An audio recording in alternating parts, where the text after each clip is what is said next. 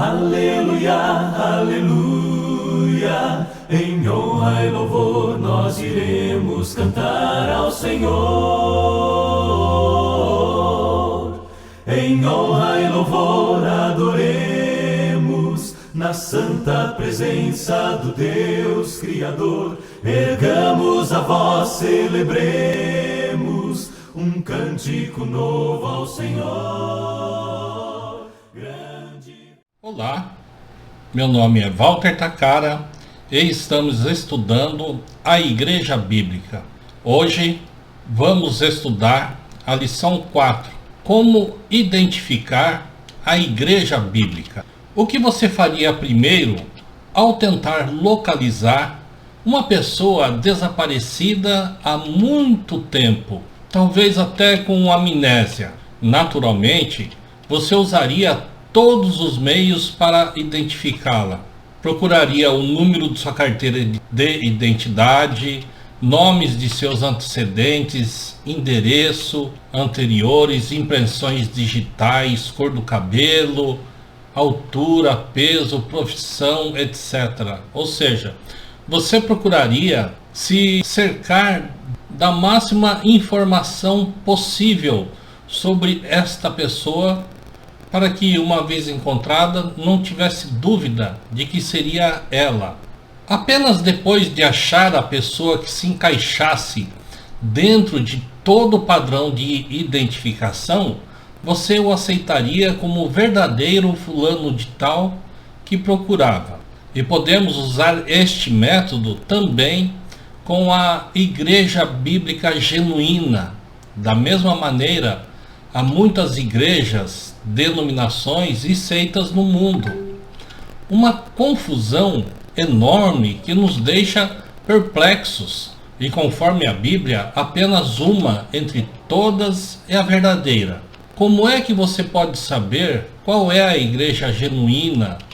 Aquela que o próprio Jesus edificou há quase 2000 anos.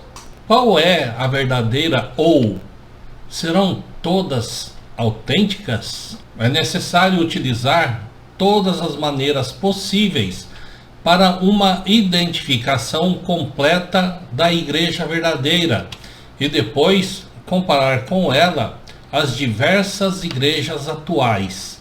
Apenas depois de uma comparação cuidadosa pode-se achar a real, e apenas depois de comparar aquela igreja com os padrões de identidade nas páginas do Novo Testamento, pode-se confirmar que aquela é a autêntica igreja da Bíblia, a identificação da igreja que Cristo veio trazer aqui na Terra.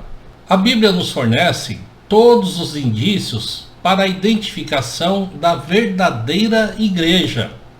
Portanto, vamos abrir as nossas Bíblias para encontrá-los. E como já estudamos, foi o próprio Cristo que estabeleceu a igreja original. Lembra-se, lá em Mateus 16:18, sobre esta pedra, Jesus falando dele mesmo: edificarei a minha igreja. Nós vimos também que ela foi estabelecida em Jerusalém. Isso está descrito lá em Lucas 2:45 ao 49. Está descrito também em Atos 1, versículo 8. Capítulo 2, versículo 5 e capítulo 2, versículo 47. A data da sua origem foi aproximadamente no ano 30 depois de Cristo, 50 dias depois da Páscoa, quando Jesus morreu, ou seja, o dia de Pentecoste. Isto se vê em Atos 2, falando sobre onde e quando começou a igreja. Foram usados vários nomes ou expressões para identificá-la, mas todas tendo uma relação direta e familiar com Jesus e Deus. Veremos na próxima lição sobre este ponto. Seus seguidores foram chamados membros do corpo de Cristo, discípulos, cristãos e etc. Títulos estes que enalteciam o nome do Senhor. Podemos ver isso em Atos capítulo 11, versículo 26, capítulo 26, versículo 28 e 1 Pedro, capítulo 4, versículo 16. Sendo a igreja um corpo espiritual, Cristo é o único cabeça da igreja. Colossenses 1, versículo 18. Na figura de um corpo humano ou físico, ele é sua cabeça, o manancial de toda a sua força espiritual.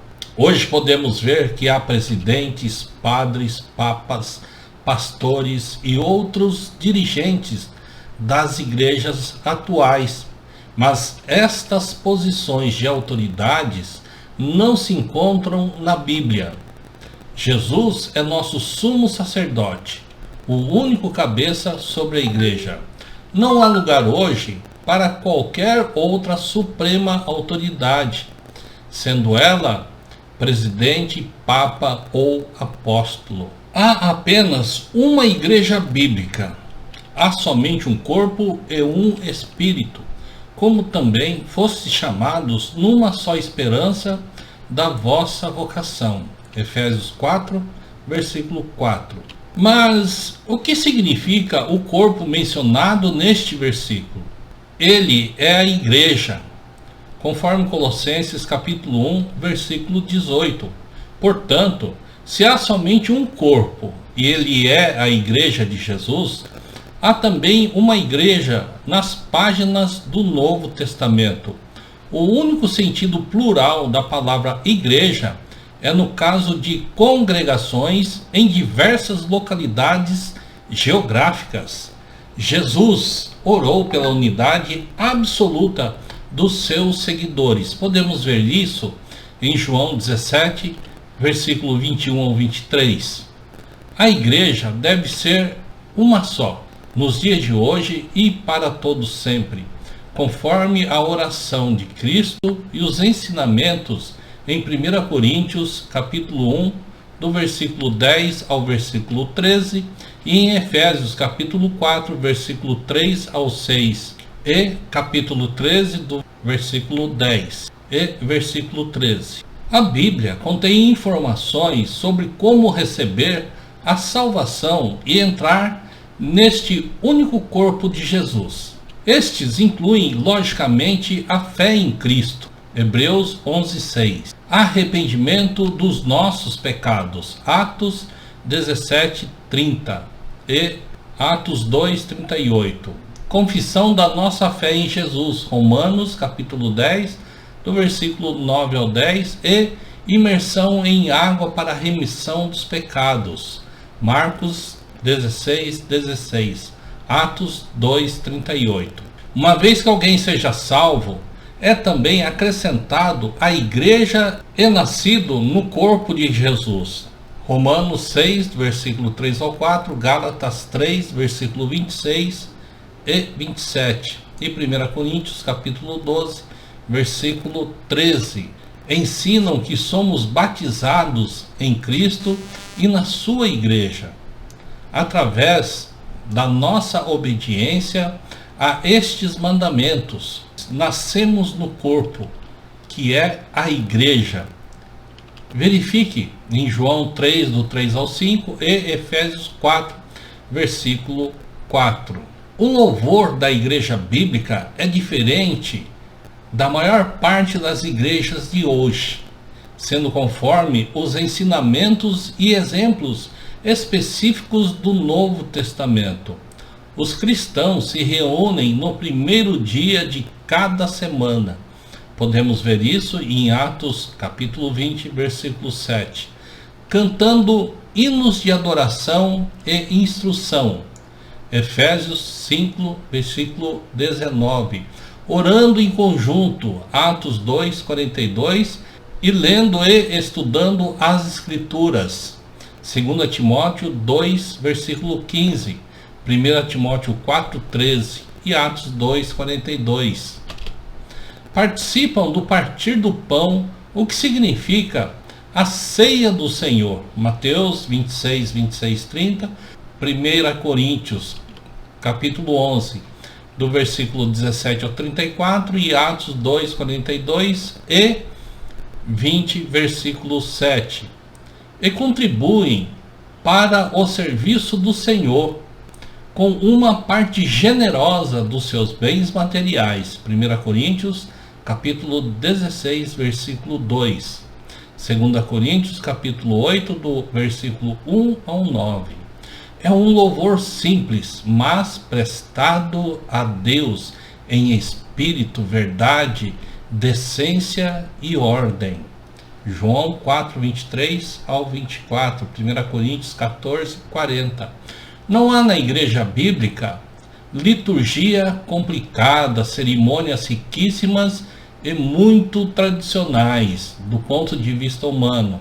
Nem casualidade, não há barulho, confusão ou desordem, mas sim devoção sincera, a qual surge de corações puros e cheios de fé. A doutrina da Bíblia é baseada apenas na Bíblia.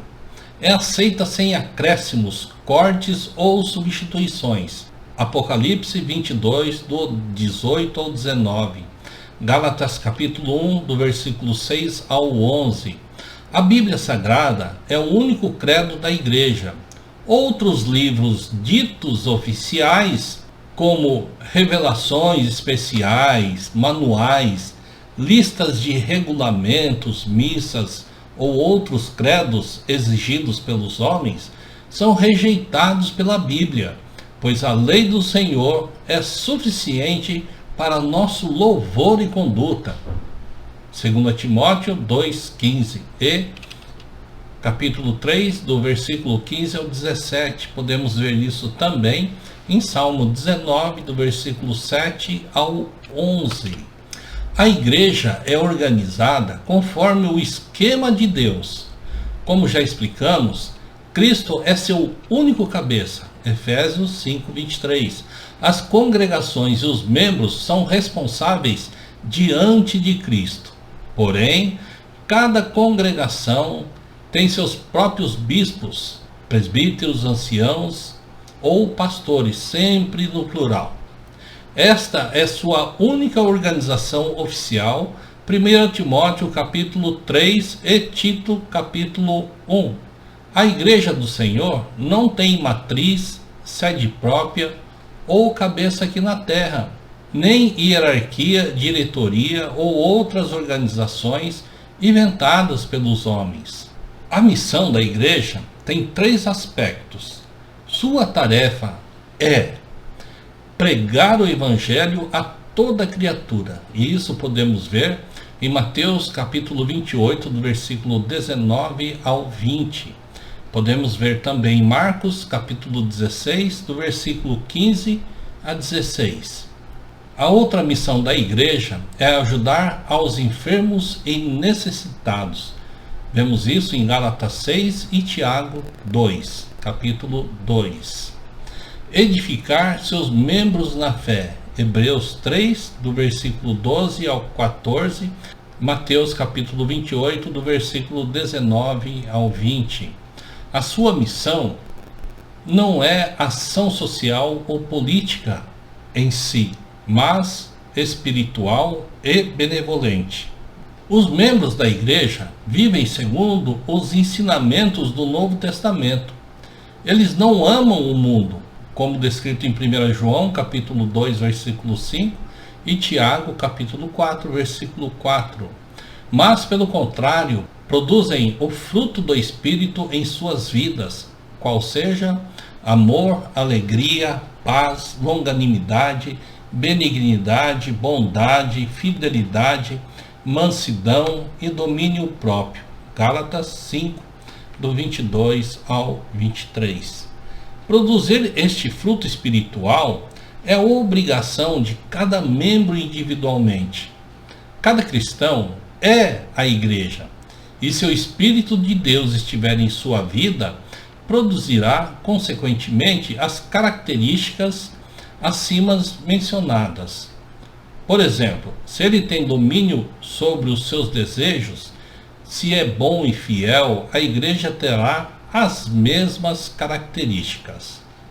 A igreja, através de seus membros, é conhecida universalmente por seu intenso amor, conforme João 13,35. Nisto conhecerão todos que sois meus discípulos, se tiverdes amor uns pelos outros. A qualidade e quantidade do seu amor cristão são de suma importância na vida da Igreja Bíblica, além da sua doutrina. Os resultados de um nível muito elevado de amor genuíno serão paz e unidade entre os membros. Efésios 4, versículo 3, João 17, 21. Uma capacidade de perdão e aceitação mútua, generosidade, caridade, sensitividade à missão da igreja e outras características que sempre destacarão a Igreja Bíblica como uma entidade muito fora do comum. Se os cristãos tiverem estas características, não haverá dúvida em qualquer comunidade que a Igreja genuína de Cristo existe hoje em dia. Todos vão saber qual é a Igreja verdadeira e louvor, mas também através do exemplo de seus membros. Estes são alguns dos indícios verdadeiros para a identificação da Igreja de Jesus Cristo.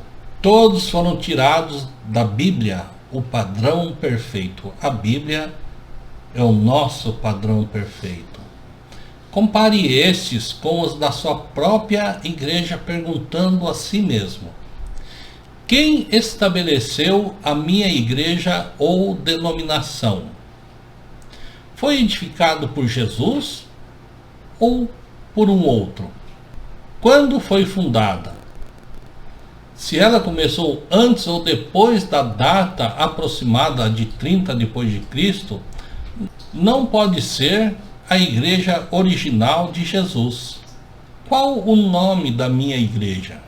Se não usa o nome de Deus ou de Cristo, como é que lhe pertence? Qual é a organização da minha igreja? Há presbíteros guiando o seu trabalho ou há um pastor dirigindo quase sozinho os afazeres da igreja ou autorizado por outros homens? Como me tornei membro da minha igreja?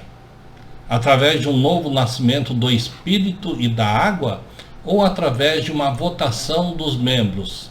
Experiência ou visão? E o nosso louvor é simples, decente, em ordem e segundo os mandamentos do Novo Testamento? Será que os membros participam semanalmente da ceia do Senhor? E assim as perguntas podem continuar, quase que ilimitadamente. O importante é que você pode e deve continuar comparando sua igreja com todos os pontos acima representados. E pode também comparar qualquer religião com estes pontos bíblicos. Temos certeza que as divergências existentes entre as muitas igrejas e a bíblica saltarão aos seus olhos. Será que é essencial seguir fiel e perfeitamente os ensinamentos de Jesus sobre a vida cristã e a igreja? Deus nunca permitiu a atitude de não importa, todos estão seguindo a Deus. Há centenas de passagens na Bíblia onde Deus exige obediência irrestrita.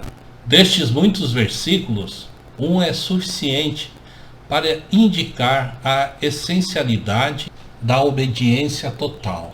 Hoje, o Senhor, teu Deus, te manda cumprir estes estatutos. Guarda-os, pois, e cumpre-os de todo o teu coração e de toda a tua alma. Podemos ver isso em Deuteronômio, capítulo 26, versículo. Se você descobrir que a igreja que você congrega não é a descrita na Bíblia, ou seja, não segue os padrões estabelecidos pelo Senhor e Salvador Jesus, então tenha coragem e determinação. Fale em nome de Jesus ao seu pastor, convidando-o para se juntar a nós nos estudos ou ter um estudo, uma conversa conosco. Porém, Pode ocorrer de seu convite ser mal interpretado e você ser convidado a se retirar. Se isso acontecer, dê glórias a Deus, pois se o pastor ou dirigente não aceitam mudar de posição, então não é bom permanecer causando divisão. Como o convencimento é função do Espírito Santo, cabe primeiramente a você obedecer para pertencer ao corpo verdadeiro de Jesus e depois incentivá-los para que façam parte da gloriosa Igreja do Senhor. Efésios capítulo 5, do versículo 26 ao 27, o qual ele comprou com seu próprio sangue. 1 Coríntios 7, versículo 23, e através da qual ele concedeu salvação eterna. Romanos 6, 23. Meu querido e amado irmão, olhe bem, estude. Quanto mais estudar, mais você estará apto para saber qual é a verdadeira vontade do nosso Senhor e Salvador Jesus. E se queremos ser salvos por Cristo, como Ele nos prometeu, temos que obedecê-lo. Amém? Fique com Deus. Deus abra a nossa mente, o nosso coração, para podermos entender o que Ele quer dizer através das Escrituras e também, não só entender, como principalmente praticar. Até a próxima semana. Fique com Deus.